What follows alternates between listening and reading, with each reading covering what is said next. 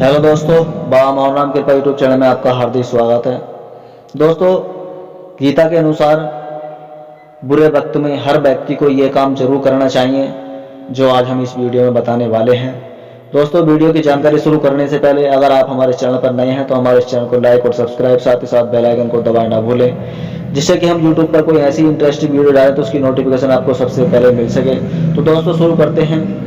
भगवान श्री कृष्ण गीता के 9वें अध्याय के 22वें श्लोक में कहा है कि जो मनुष्य मेरे पर मन लगाते हैं, मेरा ध्यान करते हैं, मैं उनको वो प्रदान करता हूँ जो उनके पास नहीं है, और साथ ही जो उनके पास है मैं उनकी रक्षा भी करता हूँ। भगवान श्री कृष्ण कहते हैं प्रत्येक व्यक्ति के जीवन में अच्छे और बुरे समय आते हैं।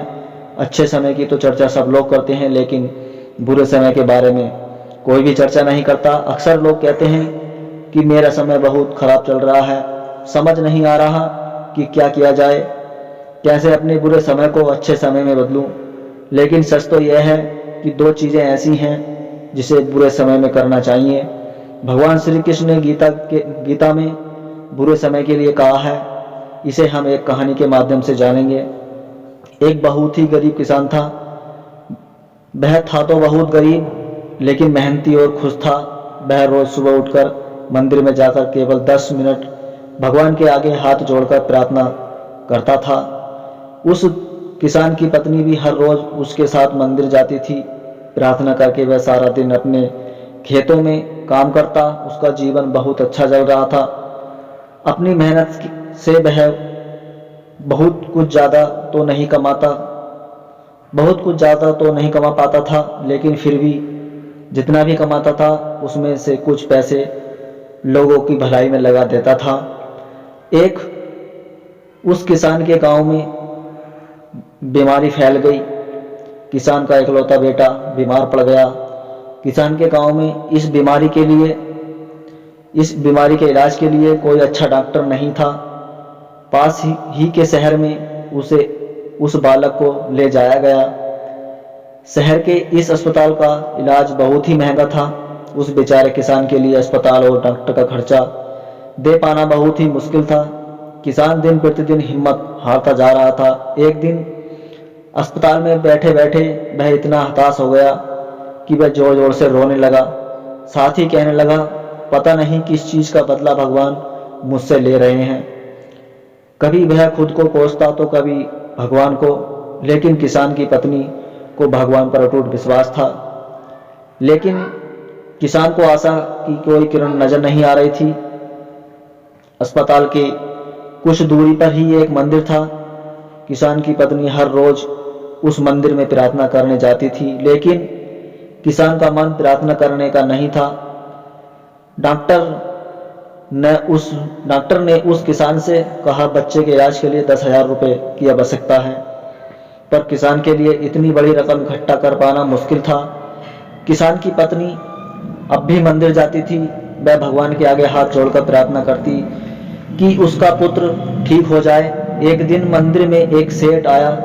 उसने किसान की पत्नी को कहा कि उसने किसान की बात उस दिन अस्पताल में सुनी थी। सेठ को बातों ही बातों में पता चला कि किसान को 10,000 रुपये की जरूरत है। इस पर सेठ ने अपनी जेब से 10,000 रुपये निकाल कर देते हुए बोला कि उसके पास इतने रुपए ही हैं। साथ ही सेठ ने कागज पर अपना पता लिखते हुए कहा, अगर उनको और पैसे की आवश्यकता हो तो बेहिचक मांग लें। महिला ने उत्तर दिया, इस कागज की कोई आवश्यकता नहीं है। वो जानती थी कि ये पैसे किसने भिजवाए हैं। वो पैसे भगवान श्री कृष्ण ने भिजवाए थे।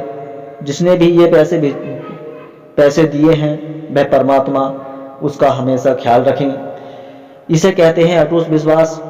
ये सबसे जरूरी चीज है कि जिसे हम अक्सर खो देते हैं। हमें भगवान कृष्ण या बाबा मोहन पर अटूट विश्वास रखना चाहिए। अपनी भक्ति मार्ग से कभी भी कोई संकट आने पर अपने भक्ति मार्ग से नहीं भटकना चाहिए। भगवान श्री कृष्ण गीता के 9वें अध्याय के 22वें श्लोक में क्या कहा है कि जो मनुष्य मेरे पर मन लगाते हैं, मेरा ध्यान करते हैं, मैं उनको वो प्रदान करता हूँ जो उनके पास नहीं है।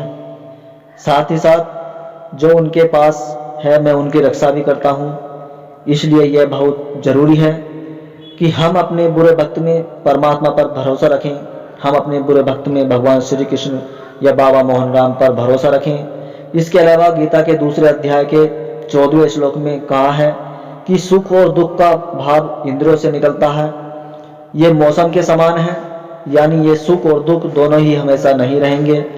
इसलिए हमें सुख और दुख का समान भाव से सामना करना चाहिए।